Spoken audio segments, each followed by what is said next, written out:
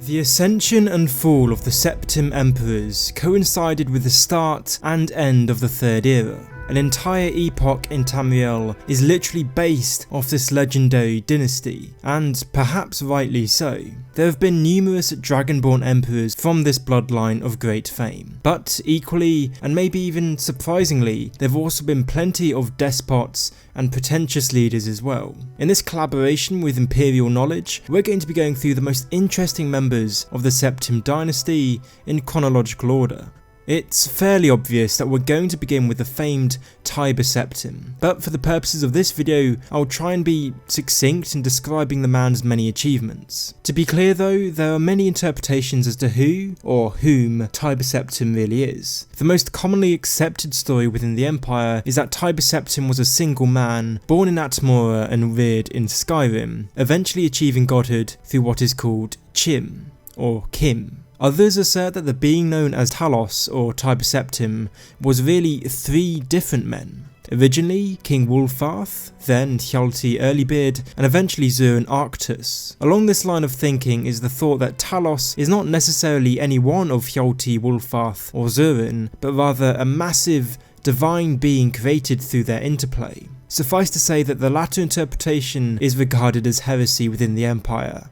At least, it was before the White Gold Concordant, after which Talos worship in every aspect became heresy. All that aside, here are some of the man's, or entity should I say, greatest achievements in more or less chronological order. It is said that during his youth in Skyrim, Tiber Septim learnt the way of the voice, and that at the age of 20 he achieved his first successful conquest by ousting the witchmen of Old Thraldon. The man would later go on to master the way of the voice under the Greybeards, who told him that he would conquer Tamriel after moving south.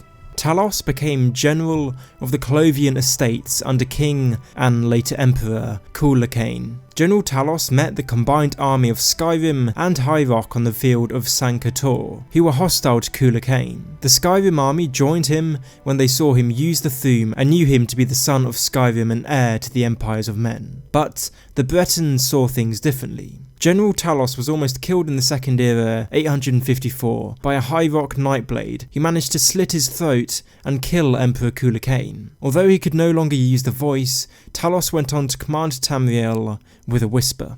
The Tiber Wars soon commenced, a series of wars in which Tiber Septim would successfully establish dominance over all Tamriel, perhaps the most impressive feat of any one ruler to have ever reigned on the continent. Finally, and perhaps most importantly, was the ascension of Tiber Septim as the ninth divine, Talos, the god of men and war. It's not exactly known how this apotheosis came to be, but there are plenty of theories and I strongly suggest you go and check a few out. Pelagius Septim I was grandson to Tiber Septim, and succeeded his grandfather after his death in the 38th year of the Third Era. His reign was as strong as that of his grandfather. Unfortunately, however, his reign was cut short when he was assassinated by the Dark Brotherhood in the Temple of the One while praying. This was after only 3 years after becoming emperor. Next we have the Empress Kinter, who I'm only really mentioning since she was the successor of Pelagius, and perhaps surprisingly, her reign was one of peace and plenty. It was Kinter and her descendants who would make up the Septim Dynasty, seeing as the direct line of Tiber Septim had died with Pelagius. Imperial Septim I started his rule in the year 48 of the Third Era. He succeeded his mother after she had died of natural causes. He reigned for a good 16 years and made further establishment of the imperial organizations through Tamriel, like the Mages Guild and Fighters Guild. He made sure that these various guilds of the empire now grew further under his rule and brought more prosperity to the empire. He died of natural causes in the year 64 of the Third Era. It's pretty safe to say that Uriel II was a bad emperor, if not one of the worst. During his rule, imperial law was poorly enforced. In addition to this, he handled his financial affairs poorly, and he was saddled with debt throughout his 18-year rule. As Uriel sank deeper and deeper into debt, his spirit also sank. In the Third Era, year 82, his mind gave, and he died weighted with guilt. After the poor rule of his father ended in the year 82 of the Third Era, Pelagius Septim II ascended to the throne. Due to his father's wrongs, he inherited a weak throne and a towering debt. Pelagius knew that to get out of this, extreme measures would be necessary, so he decided to completely reform the government by dismissing the entire Elder Council. He then, after some time, allowed some of those willing to pay large sums of money to the Empire to enter his new Elder Council. This way, the rich kings from all over Tamriel joined the Elder Council, which gave the Empire an important financial injection and gave some unity among rich rulers, which grew in time into unity over all of Tamriel. He also made sure that control over imperial organizations was reinforced by having his brother Emil Septim establish a direct line of communication with the Archmagister of the Mages Guild in Firsthold. He also married off his sister to the Duke of Narcissus to gain a stronger grip in Morrowind. His actions saw over time Tamriel return to prosperity and relative unity. Over his life he had 4 children, Sepphoris, Magnus, Antiochus and finally Magnus Septum, the later Wolf Queen of Solitude, on who I've dedicated an entire video, which is probably in the eye icon right now, if Avarti is willing to. Pelagius died after a harsh but prosperous rule of 17 years in the 98th year of the Third Era, and was succeeded by his eldest son Antiochus Septim. Antiochus Septim, like Uriel, didn't live up to the legacy of Talos. By the age of 16, the man was well known as a womanizer, and the Somerset Isles were almost lost to the Maomor due to the Emperor's neglect. It was only a loose conglomerate of imperial princes and high elven lords who rose to oppose the Maomor invasion, but luckily, a freak storm conjured by the enigmatic Sigic Order annihilated the Sea Elf's fleet, saving the Isles and Antiochus' dignity as emperor. After Antiochus Septim died, he was succeeded by Kynareths Septim II, his daughter. She was the second woman to rule the Septim Empire, the first one being her namesake mentioned earlier.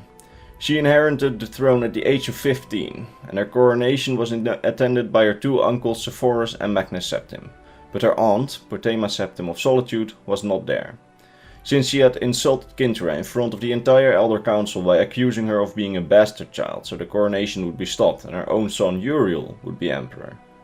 This, however, failed, and it actually got Magnus banished from the imperial city.